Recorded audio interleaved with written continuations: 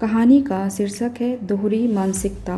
स्वीटी बेहद ही सरल और संस्कारी थी, जो जैसा कहता वैसा कर देती। उसे लगता कि सबको खुश रखना ही उसकी जिम्मेदारी है। सबके लिए सुबह से रात तक लगी रहती। पूरे परिवार की जिम्मेदारी उसने संभाल रखी थी। सास, ससुर, देवर सबके एक आवाज़ पर खड़ी रहती। अपने बच्चों को भी देखती।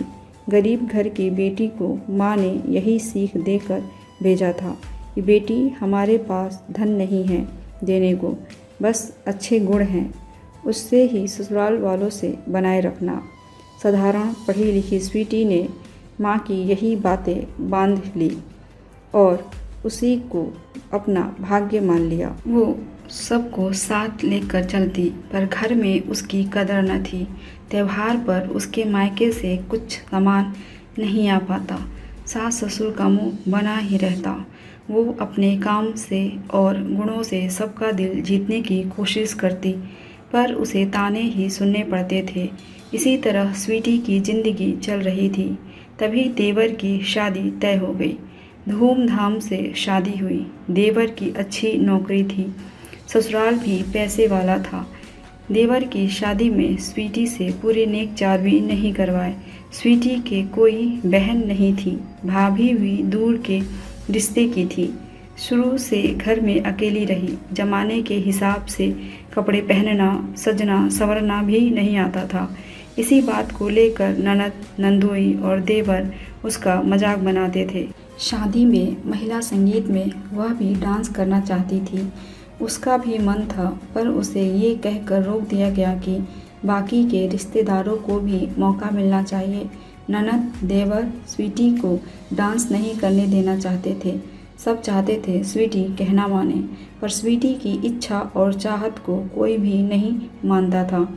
पूरी शादी में स्वीटी को रसोई घर में ही लगाए रखा। स्वीटी के पति की ज़्यादा कमाई नहीं थी, इसलिए भी पूरा परिवार उसे दबा कर रखता था। उसका पति महेश भी उसके खिलाफ हो रही नाइंसाफ़ी को देखकर भी अनदेखा कर देता, क्योंकि वो अपने माता पिता को नाराज़ नहीं करना चाहता था। उनके कारण ही इस महंगाई में उसके बच्चे पल रहे थे। वो उनके मकान में ही रहते थे ताकि हर महीने का किराया बच जाए। नई नवेली देवरानी रिया से शुरू में तो काम को हाथ नहीं लगवाया और बाद में उसने खुद ही काम नहीं किया। पैसे वाले की बेटी के सभी नखरे उठाते थे। स्वीटी चाह कर भी कुछ नहीं बोल पाती थी। उसे हर जगह दबना पड़ता था। रिया की सभी शादीशुदा बहनें उसकी हिमायती थी। उनके पति देवर के हिमायती थे। पैसे वालों की तरफ सभी बोलते हैं, नंदे नंदोई, पर रिया जी खोल कर लुटाती। वो भी उनकी तरफ हो गए। स्वीटी के सास ससुर भी छोटी बहू की तरफ थे। उनके लिए रिया के मायके से कुछ न कुछ भेंट आती रहती थी। रिया को कभी भी कहीं भी जाने की आज़ादी थी। वो घंटों घर से बाहर रहती, कभी मूवी देखने, कभी शॉपिंग करने, तो कभी अपनी बहनों के घर। रसोई में क्या खाना बनाना है उसे इससे कोई सरोकार नहीं था। बेचारी स्वीटी के हर जगह आने जाने पर रोक टोक थी। उसे दोपहर के खाने का पूरा काम निपटाकर शाम की चाय से पहले आना होता था। एक दिन उसे उसी शहर में अपनी बुआ के घर जाना था, पर ननद नंदोई के आ जाने की वजह से उसे रोक दिया। छोटी बहू रिया भी शाम को रसोई संभाल सकती थी, पर उसे ही जाने से रोक दिया। फिर काम कौन करेगा? उसका मन भी करता था वो भी मूवी जाए, वो भी बाजार जाकर सामान खरीदे। पहले तो उसकी नंदे बाजार जाती थी और अब देवरानी रिया घूमती फिरती रहती थी। सास का कहना था कि रिया बाजार जाकर आती है, थक जाती है, वो बाहर का काम संभाल रही है, तुम रसोई का और घर का संभालो। स्वीटी सिर पर पल्लू लेकर रहती, वहीं रिया ने आते ही सलवार कमीज पहनना शुरू कर दिया। जिन बातों के लिए स्वीटी को टोका जाता था, वो ही काम करने की रिया को पूरी आज़ादी मिली थी। स्वीटी के ससुर जी ने अच्छा खासा घर बनवा रखा था। घर में किसी चीज़ की कमी नहीं थी। रिटायर होने के बाद भी उनकी अच्छी खासी पेंशन आ रही थी।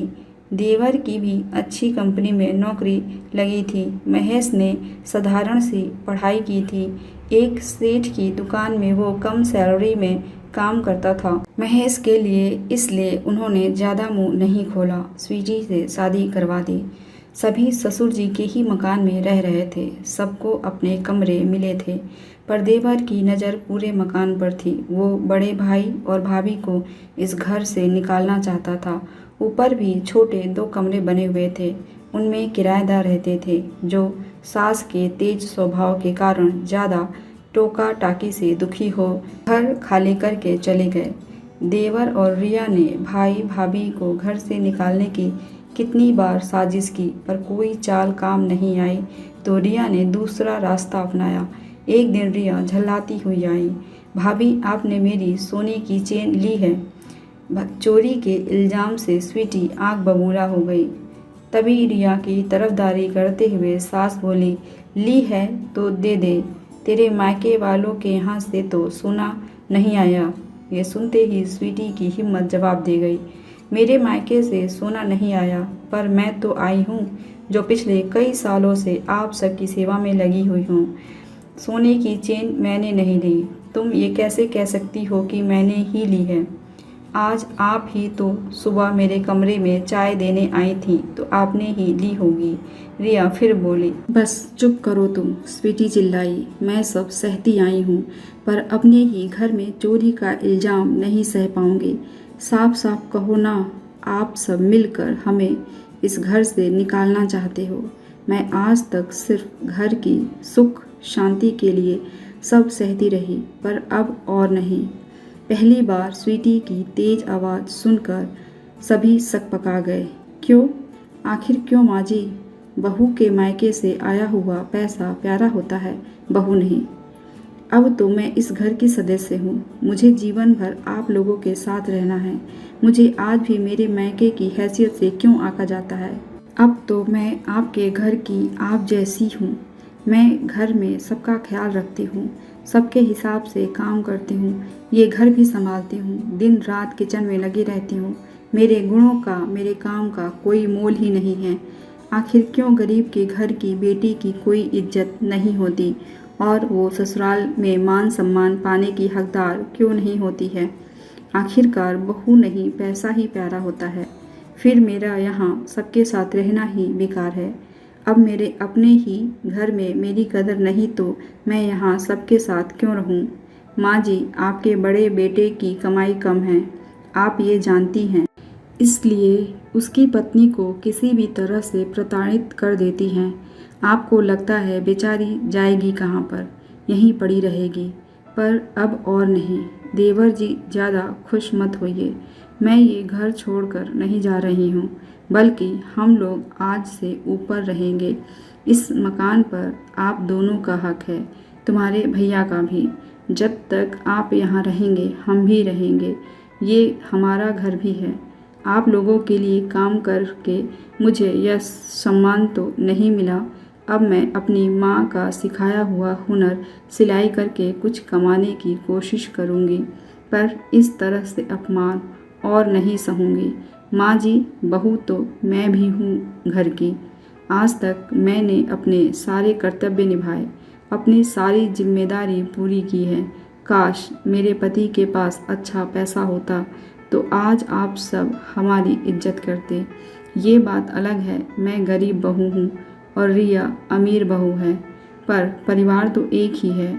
आपके अमीर घर की मैं गरीब बहू हूँ। मैं कुछ लेकर नहीं आई, पर अपना सब छोड़कर आई हूँ। सासू माँ, आप अपनी रसोई खुद संभालें, क्योंकि रिया तो बाहर का काम संभालती है। ये कहकर स्वीटी पूरे आत्मविश्वास से अपना कमरा खाली करने लगी और उसके पति महेश ने आकर उसकी मदद की। ये देखकर उसका सिर गर्व से ऊंचा हो गया। ऐसा अक्सर देखा गया है कि सास का झुकाव उसी बहू की ओर होता है जो मायके से भर भर के सामान लाती है। अक्सर सास दोनों बहुओं में फ़र्क करती हैं, भेदभाव करती हैं। जिस बेटे की कमाई कम होती है उसकी पत्नी को दबाया जाता है, बहुत कुछ सहन करना होता है, और जिस बेटे की कमाई ज़्यादा होती है वो सास ससुर को नचा देती हैं और वो उसके आगे पीछे उसके हिसाब से चलते भी हैं। मैंने अक्सर कई घरों में देखा है, गरीब घर की बेटी को दबाकर ही रखा जाता है। उसे जल्दी उठने से लेकर घर के सारे काम करवाए जाते हैं। वहीं घर की दूसरी बहू आती है और मगर वो पैसे वाली है तो उसके आगे ससुराल वाले बिछ जाते हैं। पैसे की कदर होती है, इंसान की नहीं। अक्सर गरीब घर की बेटी को पैर की जूती और अमीर घर की बेटी को सिर पर बिठाकर रखा जाता है। जब माँ अपने बच्चों में भेदभाव नहीं करती है तो सास बहुओं में फ़र्क भेदभाव क्यों करती हैं? उसके लिए तो दोनों ही समान होने चाहिए। कैसी लगी आपको ये कहानी? कमेंट करके ज़रूर बताइएगा। ऐसे ही कहानियाँ सुनने के लिए चैनल को सब्सक्राइब कर लीजिए। मिलते हैं अगली कहानी के साथ। धन्यवाद।